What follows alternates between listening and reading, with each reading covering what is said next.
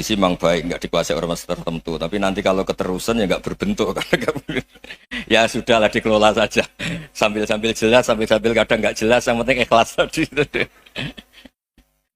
Karena kalau terlalu asobia itu jadi repot. Kita ini yang nekuni fikih itu tahu. Kalau tidak kuno itu madhabnya Hanafi. Kuno itu madhabnya Syafi'i. Tahu-tahu seakan-akan Imam Syafi'i itu NU, Imam Abu Hanifah itu Muhammadiyah. Padahal ini orang-orang yang sebelum NU dan apa? Muhammadiyah. Jadi kalau kita yang nekuni ilmu itu biasa saja dengan perbedaan. Tapi kalau orang-orang yang nggak siap dengan perbedaan itu sampai Allah disifati Ta'ala itu tidak terima. Padahal Ta'ala itu maknanya Maha Luhur, yang Maha Agung. Jadi ada seorang kiai kebetulan pidato pertama Pak Rektor. Assalamualaikum warahmatullahi ta'ala wabarakatuh. Ilmu balik kedua ini nggak terima karena itu dianggap bid'ah ada Ta'ala. Hanya dia bilang Assalamualaikum warahmatullahi ta'ala wabarakatuh. Itu saking asobiahnya itu Allah ditambahi Ta'ala itu tidak terima. Padahal Ta'ala itu maknanya Maha Agung. Nah itu kan jadi repot kalau asobia gitu. Kalau kita ngadepi perbedaan itu biasa saja. Karena kita mungkin bacanya banyak, lihat hal-hal seperti itu ya biasa saja. Karena dulu itu perbedaan itu urusan sudut pandang. Ya saya ulang lagi, perbedaan itu sudut. Allah yang Tuhan saja sering didebat sama nabi-nabinya. Karena urusan sudut pandang apa? Saya beri contoh ya. Suatu saat Khalilur Rahman Ibrahim itu saatnya meninggal sama Allah, Israel disuruh. Israel itu Ibrahim saatnya meninggal, ambil nyawanya. Setelah datang ke Ibrahim, ya Khalilur Rahman Ibrahim, saya disuruh nyabut nyawa Anda. Itu Israel dipaksa mikir sama Ibrahim. Hal ra'aita khalilan yumitu khalilah. Kamu tahu orang yang mencintai kemudian bunuh yang dicintai. Itu logika agak benar. Akhirnya Israel kan nggak biasa debat, kan nggak dilatih debat, nggak pernah ikut lomba UI debat ilmiah. Dia taunya nyambut nyawa aja. Kembali ke Allah. Ya Allah, kata Ibrahim, hal ra'aita khalilan yumitu khalilah. Masa kekasih bunuh yang dicintai ya. Tapi kata Allah santai. Bilang ke Ibrahim, hal ra'aita habiban yakrahu ayyalqa habibah. Masa katanya dia cinta saya, kemudian ketemu saya tidak berani. Israel mater lagi. Logikanya gini Ibrahim, masa yang dicintai sama yang ketemu yang dicintai nggak berani? Ya udah ketemu aja. Katanya yang meninggal itu. Artinya kamu bisa saja GR tidak mati-mati karena merasa dicintai, atau ingin mati karena mencintai. Nah maksud saya dalam hal-hal seperti ini orang UI pasti nggak jelas. Katanya cinta Allah suruh mati ya nggak mau. Nggak jelas kan? Dibilang nggak cinta juga nggak mau. Tapi dibilang cinta kalau ukurannya mati juga nggak mau.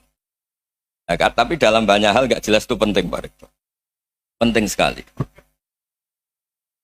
Buatan guyon. Saya beri contoh sekian ilmiah, nggak jelas itu penting.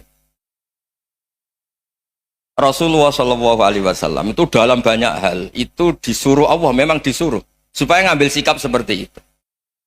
Karena Allah itu punya otoritas penuh untuk bikin orang itu baik atau tidak baik. Wahsy itu yang membunuh Sayyid Hamzah, orang paling dicintai Nabi, di antara yang dicintai Nabi. Qatalahu Wahsyun, dibunuh oleh Wahsy. Nabi secara basarnya itu gak suka sama Wahsy. Sampai cara lahir ya ingin, corong Jawa ingin masuk nol. Tapi apa kata Allah? Laisa laka minal amri syai'un aw yatuba alaihim aw yu'adziba. Itu tidak wilayah kamu Muhammad. Malah Wahsy dikasih tobat sama Allah. Khalid bin Walid, itu perang Uhud kalah, itu karena ide brilian Khalid bin Walid. Pas itu masih panglima kafir.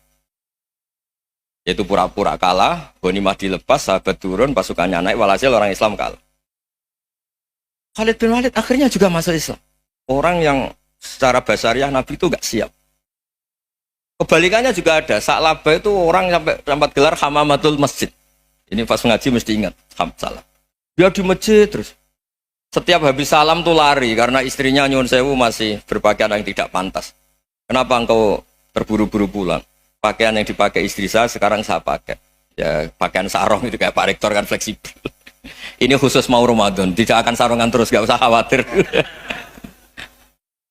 Jadi ini tadi sudah perjanjian. Saya yang kiai celananan, beliau yang rektor pakai sarung. Jadi iya. Supaya itu barter madhab.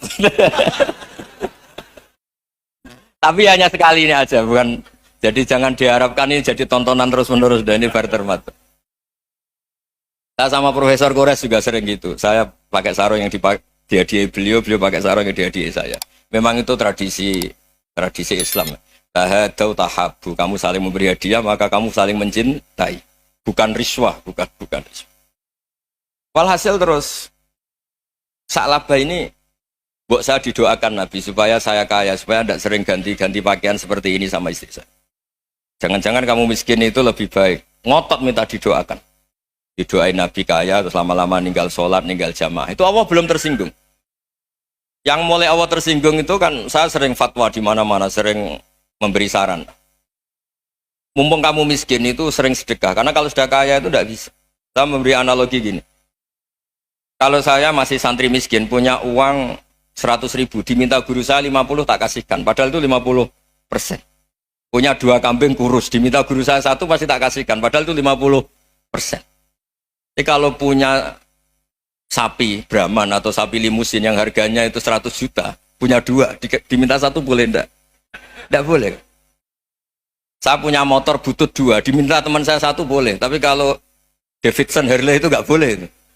Nah, walhasil itu kalau kita miskin, misalnya kita zaman kuliah atau zaman mondok atau zaman apa saja, punya uang 100.000, nartik temannya sampai 50.000 kan biasa. Tapi setelah 1 miliar, berani enggak kamu kasihkan 500 juta? Sama-sama 50%. Enggak kan? Nah Sa'labah gitu, ketika zakat masih per 40 kambing 1 kambing itu sebenarnya kan masih ringan. 41, 82. Kambingnya itu sudah mabenal jabalen. Barang dihitung zakat karena sudah ribuan, jumlahnya sampai 400 kambing. Banyak lah pokoknya. Terus kata Sa'labah, ini pemerasan. Karena jumlahnya besar. Allah tersinggung karena nabinya dianggap narik zakat itu dianggap khorot, dianggap pemeras. Allah tersinggung kemudian fa'aqobahum nifakon fi qulubihim ila yaumil. Dia ditegur munafik. Semenjak itu terus tadi kembali gak jelas tadi. Barkohnya gak jelas itu menjadi orang tuh bijak. Ini sekarang nakal, jangan-jangan nanti jadi orang baik. Yang sekarang baik, jangan-jangan suatu saat jadi tidak baik. Semua orang introspeksi. Gak ada jaminan kalau kita sekarang baik akan baik terus. Gak ada jaminan kalau kita sekarang buruk akan buruk terus. Sehingga terus banyak kiai-kiai bijak itu memang lahirnya gak tegas. Tapi gak tegas itu yang menjadikan bijak. Karena sama-sama mungkin.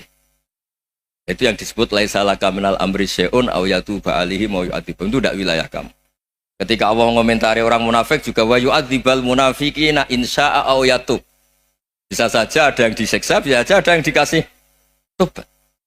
Karena pola yang kita analisis itu semuanya menurut kita. Bukan menurut kemaslahatan orang apa? Banyak. Saya punya sekian contoh cerita. Orang yang sowan kiai baik-baik, mungkin bawa gula atau salam tempel, tidak tahu lah. Itu tidak mesti jadi wali. Tapi Kalijogo yang kenal Sunan Bonang, itu kenalnya itu karena ingin begal. malah jadi wali. Tapi tidak usah dicoba.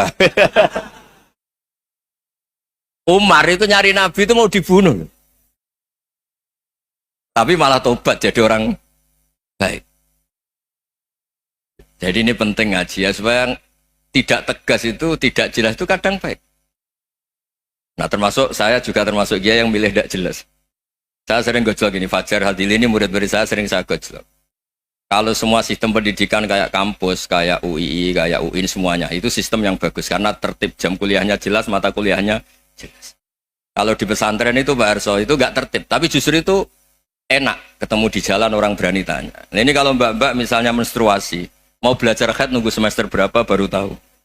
Itu bisa sekian tahun nggak sholat karena nunggu pelajarannya baru diterangkan. Mau haji juga gitu, nunggu mata pelajaran haji. Kalau nggak jamnya, nggak mau dosennya ngajarin. Nah, kalau kiai kan enggak, ketemu di jalan tanya, dijawab. Jam berapa juga dijawab. Artinya Indonesia itu berkah, ada sistem kampus yang tertib. Ya semoga termasuk tertib gajinya. Tapi tertib gajinya itu juga sebenarnya rugi. Saya sering ada pegawai negeri Gus, tolong doain saja di PNS enak jadi. Gajinya tetap. Kata saya nggak mau kalau gaji saya tetap. Kok bisa Gus enak tiap bulan mesti dapat gaji. Kalau tetap nggak naik-naik kata saya. Kalau kiai gajinya nggak tetap, tapi di atas yang tetap kata saya.